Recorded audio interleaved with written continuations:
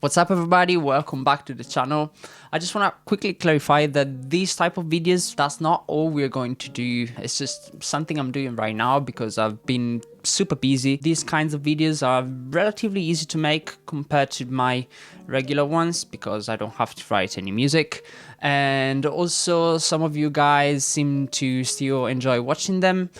And I thought of a few more programming tips. So let's start with the first one. Let's talk about MIDI automations, and this particular topic was requested by some of you guys. You're going to want to draw in different types of curves depending on the instrument you're using and the library you're using, of course. Generally speaking, what tends to work for strings is a more subtle kind of approach, so a flatter kind of response, yeah?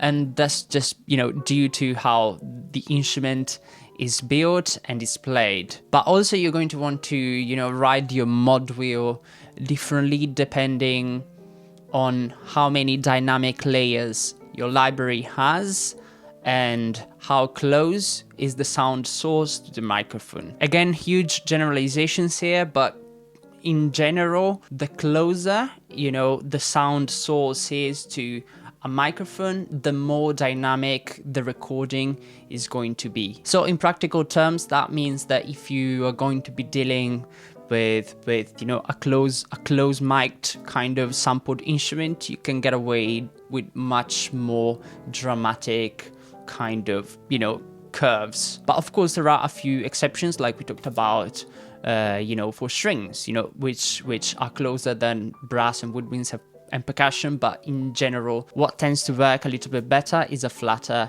kind of dynamic, and that's even more true when the sample library you're using is going to be, programmed with only fewer dynamic layers, like in the case of BBC, for example. So this is basically my mod wheel. You can see me moving it on the screen, and you can see how, doing something fairly subtle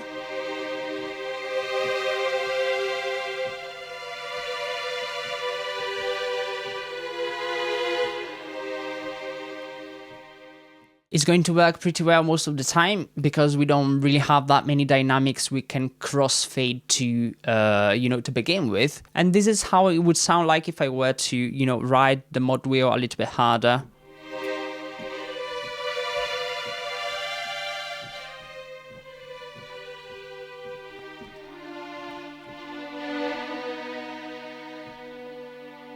So you can see how, those little bumps that I try to play in, they actually sound pretty bad. So yeah, in general, as you play in your line or as you program your lines for strings, you're going to want to have smoother kind of curves. And just a pro tip here for BBC, if you want to fake, more dynamic range, something you can do is actually, ride the mod wheel together with the expression and the vibrato over here, and you see how overall the performance can sound a little bit smoother by doing things this way, because it kind of fakes a little bit more dynamic range than it actually has.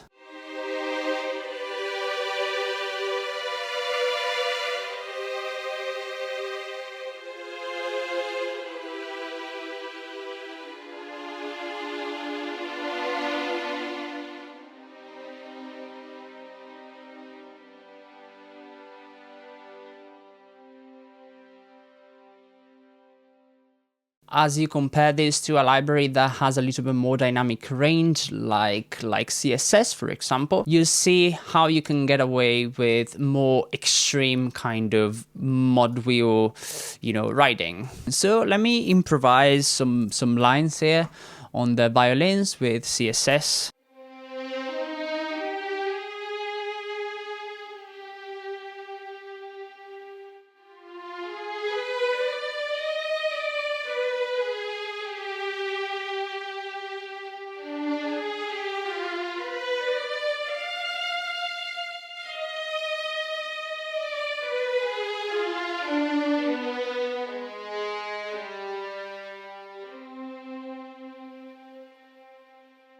All right, so if we have a look at my, MIDI performance here, you see how the dynamics are, they're not necessarily all over the place, but they can use a little bit more mod wheel riding than you would do with BBC. But even if I were to even this out a little bit, you know, it would still sound probably pretty good. You could do stuff like this, or this, or this, and it would still sound pretty decent. So let's have a listen to some of these moments here that I tweaked.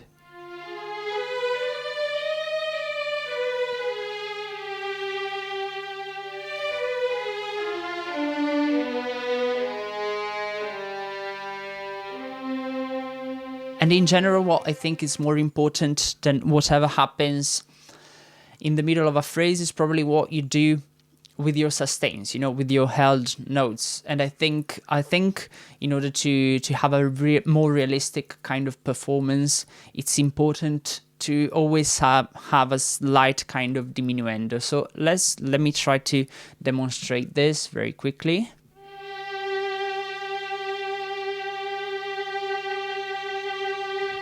So that was just a held note, sounds pretty bad. With samples, sometimes, particularly with held notes, you could potentially run into the risk of hearing, you know, the loop, where the loop starts. But you know, to emulate a more realistic kind of performance, you would probably do like a slight diminuendo or something like this.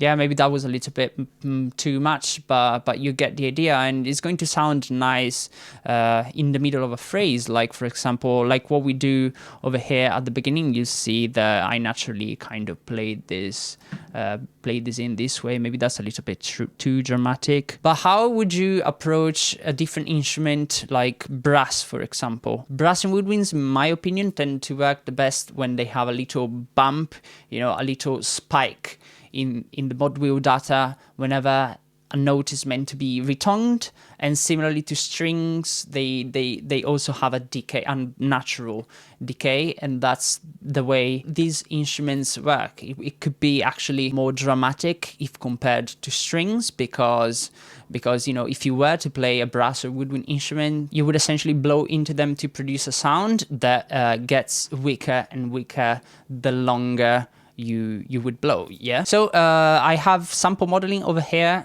which is super dynamic, very dynamic, and it's a closed mic'd sound. So this is what it sounds like on its own. It doesn't sound like it's closed mic'd, but I have a bunch of processing here on the mix bus. So I'm gonna do the same thing as before. I'm gonna do my best and try you know, improvise something that doesn't sound too bad.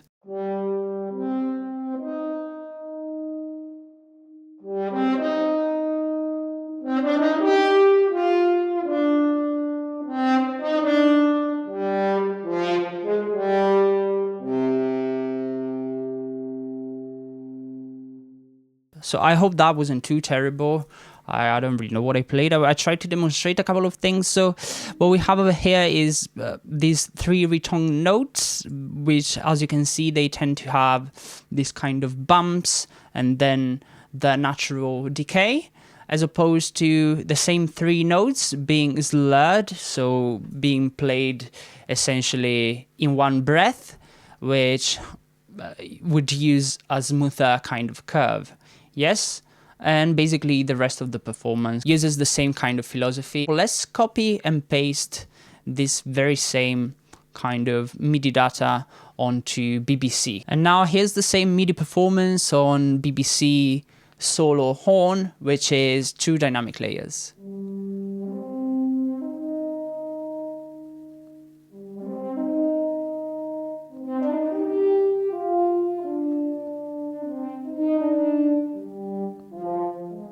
So it's pretty bad. It doesn't really work. But for the sake of, you know, experimentation, let's try a flatter kind of curve.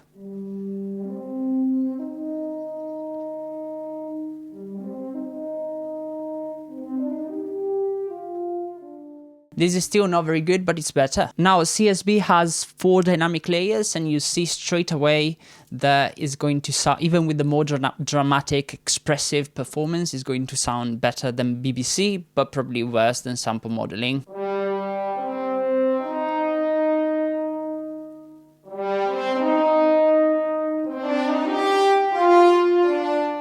What sounds bad here really is the pumping effect that affects, you know, the attack of each note. So if we were to smooth it out a little bit, just like we did before, compress the dynamics, then just bring them up again, this is probably going to sound loads better.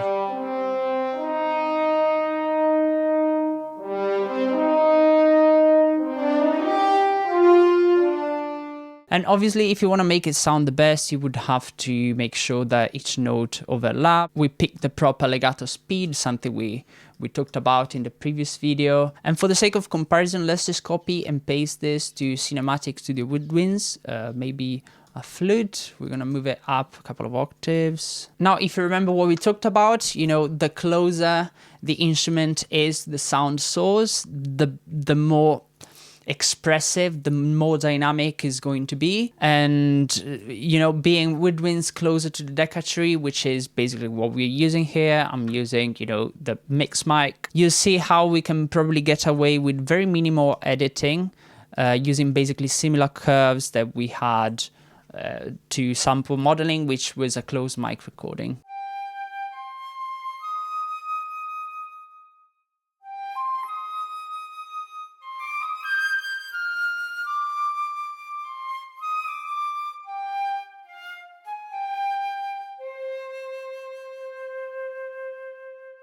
The second thing I want to talk about today is how to make measured tremolos when you have a library that doesn't have them. Let's record something on BBC strings.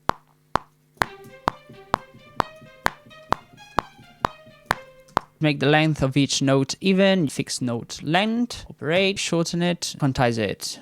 Yes, something you're gonna want to do is just take some precautions. You know, the dynamics, they're not too bad for this particular kind of, you know, performance, but make sure that they're not all over the place. Otherwise, it's going to sound very unrealistic on strings, just like we talked about, really. What I would do at this stage is just probably, you know, copy and paste this very same performance a 16th ahead. The second note is going to be an up bow each time. Up bows have less strength than a down bow. You know, professional violinists would practice forever to even out their bowings, but you know, that's just the way that the nature works. You know, it's gravity really, and there's nothing you can do about it. So if we play this phrase right now, it's probably going to sound pretty bad and robotic.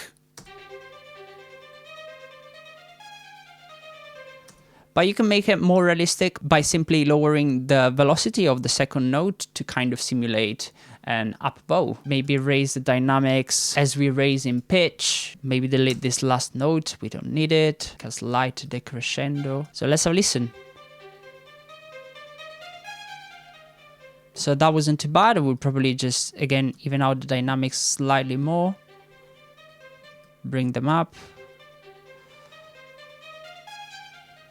And again, tweaking, forever tweaking, but that's part of, you know, making mockups. Before we move on to the next topic, I want to quickly show you an alternative way to do this. It doesn't probably sound as realistic, but you can make some playable, you know, measured tremolo patches by using a delay. Super simple. All I did here really was basically using a delay as an insert set on 16ths. By adjusting the wet, you can kind of regulate the intensity of the up bows.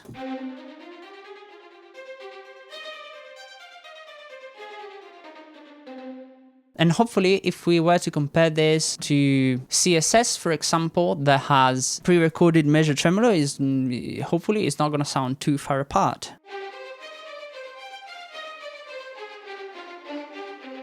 That was CSS, and here's BBC.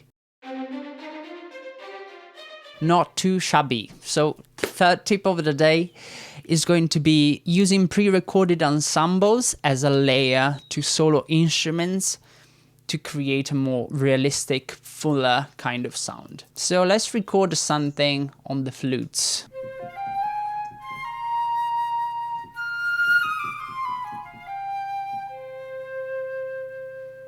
Okay, not too bad. So let's copy, paste this to a clarinet. Let's move it an octave lower. I'm going to lower the dynamics a little bit, and then the same thing on an oboe. So this is our musical phrase.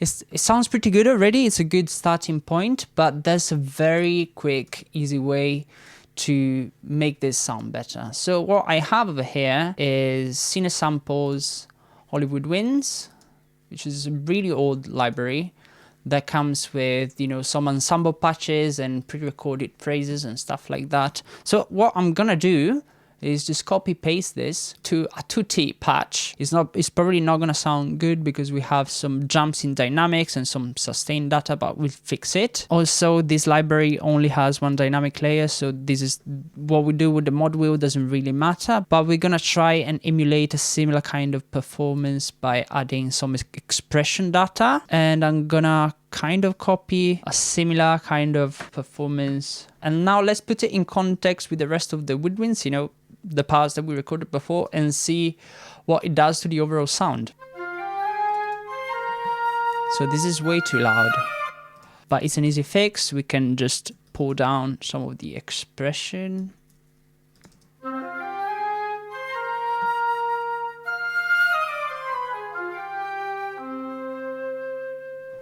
So let's try it without.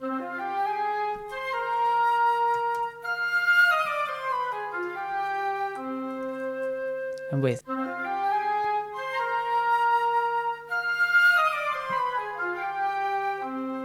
I like it. So what it does is basically adding a little bit of ambience and making this woodwind trio just, you know, blend a little bit better together, you know, make them sound a little bit more like an ensemble as opposed to 3 different solo instruments. So let's try to demonstrate this with a few other instruments as well. So let's say you have a part like this. Really simple, you know, some stabs in the brass.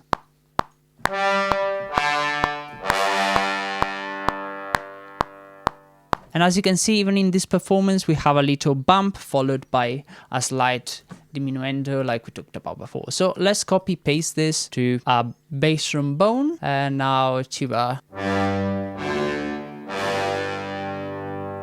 So not bad. Let's make the orchestration a little bit more realistic by adding a few stuff like tubular bells.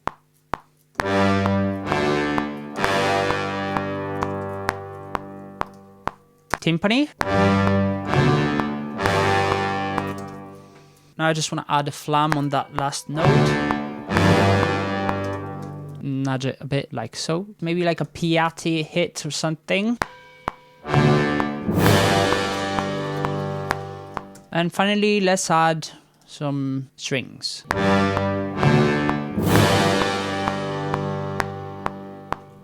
Copying, pasting, moving an octave lower. That's gonna do fine. It's not bad, but similarly to before, we can improve it by adding some, you know, pre-recorded ensembles. Low strings in octaves.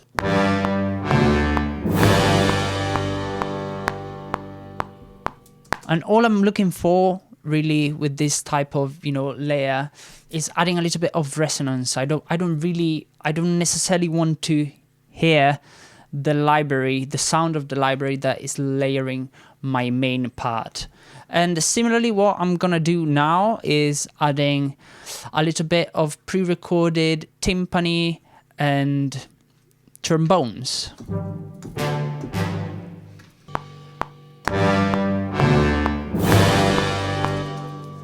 I want a really strong accent on the last one. Nice and bitey, yes, I like that. So this is with. And this is without. Yeah, it's subtle, it's quite subtle, but you can kind of hear it. You can hear that by taking those two pre-recorded ensembles away, we're kind of lacking that, you know, bigness, that resonance that comes with, you know, recording instruments playing together in the same space. If you want to have a more tangible effect, I can show you how, you know, this works with instruments that are very resonant by design. For example, like a harp and celeste.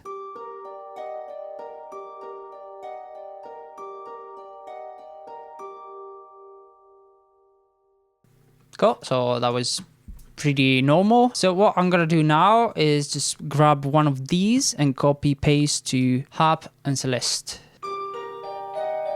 It's such a different sound.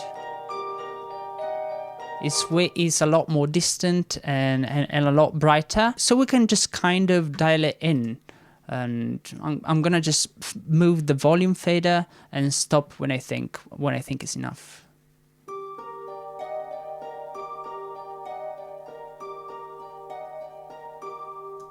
It's not really modifying the timbre of original sound, but it's kind of making it a little bit more resonant, a little bit bigger, and just giving it an extra dimension. I don't know if this makes any sense to you. So that was everything for today. If you want to support the channel, check out my Patreon, where I shared a lot of extra educational resources. If you have any questions, leave a comment below. Like the video if you did. Dislike it if you didn't, subscribe if you're new, and I'll see you on the next one. Bye.